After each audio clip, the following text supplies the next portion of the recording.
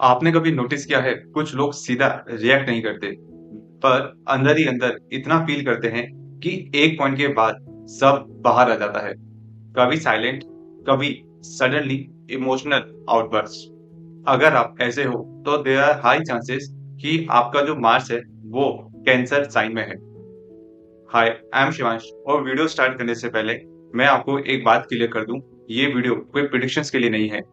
This video is for your growth, ताकि आप अपनी एनर्जी को और बेटर तरीके से समझ पाओ, उसे कंट्रोल कर पाओ और उसे अपने फेवर में यूज कर पाओ। तो चलिए स्टार्ट करते हैं। सबसे पहला एक्शन स्टाइल होता है वो है इमोशनल एक्शन। आपका एक्शन लॉजिक से नहीं चलता, वो इमोशन से ड्रिवन होता है। अगर मूड है तो आप सब कुछ कर लोगे और अगर मूड नहीं है तो सिंपल काम भी बहुत ज्यादा हैवी लग सकता है। जैसे कि कभी आप फुल मोटिवेशन में पूरा घर ऑर्गेनाइज कर दोगे और कभी एक छोटा सा टास्क भी आप पोस्टपोन करते रहोगे। सेकंड है इनडायरेक्ट एक्शन। आप सीधा कन्फ्रंट कभी नहीं करते। अगर कोई चीज आपको पसंद नहीं आई तो आप डायरेक्टली बोलने की बजाय थोड़ा सा साइड से रिएक्ट करते हो।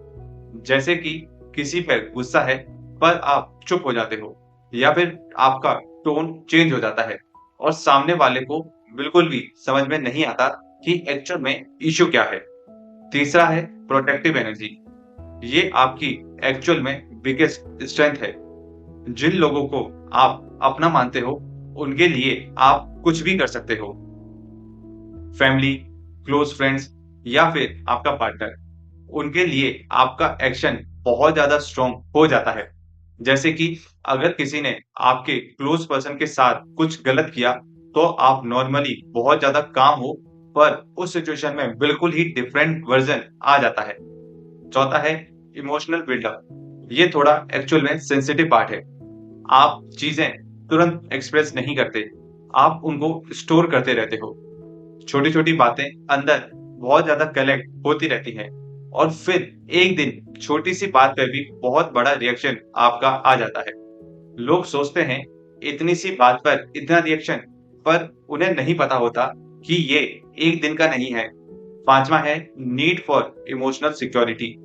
आपका एक्शन तब बेस्ट होता है जब आप इमोशनली बहुत ज्यादा सिक्योर फील करते हो।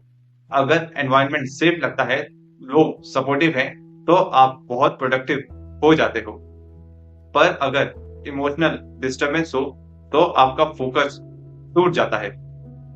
जैसे कि अगर घर या रिलेशनशिप में टेंशन हो तो काम पे ध्यान लगाना आपके लिए बहुत ज्यादा मुश्किल हो जाता है। Six, care through action. आप अपनी फीलिंग्स वर्ड से नहीं बल्कि एक्शन से शो करते हो। जैसे कि किसी का ख्याल रखना, खाना बनाना और स्मॉल स्मॉल एफर्ट्स करना। आप डायरेक्टली आई केयर नहीं बोलते, पर आपके एक्शन सब कुछ बोल देते हैं। अब एक इंपॉर्टेंट बात समझिए, आपका प्रॉब्लम वीकनेस बिल्कुल नहीं है, आपकी सेंसिटिविटी है। और अगर आप इसे समझ नहीं पाए तो ये आपको बहुत ज्यादा ओवरवेल्म करेगी। पर अगर आपने इसे अच्छे से चैनलाइज कर लिया तो ये आपकी बिगेस्ट स्ट्रेंथ भी बन सकती है। एक सिंपल सी प्रैक्टिस को जरूर ट्राई करें। जो फील करते हो उसे एक्सप्रेस करना स्टार्ट करें। सब कुछ होल्ड करना जरूरी नहीं होता। छोटी छोटी बातों को उसी टाइम पर क्लियर करो ताकि वो बिल्डअप ना हो। और एक और चीज, एक्शन को मूड पे डिपेंडेंट मत बनाओ।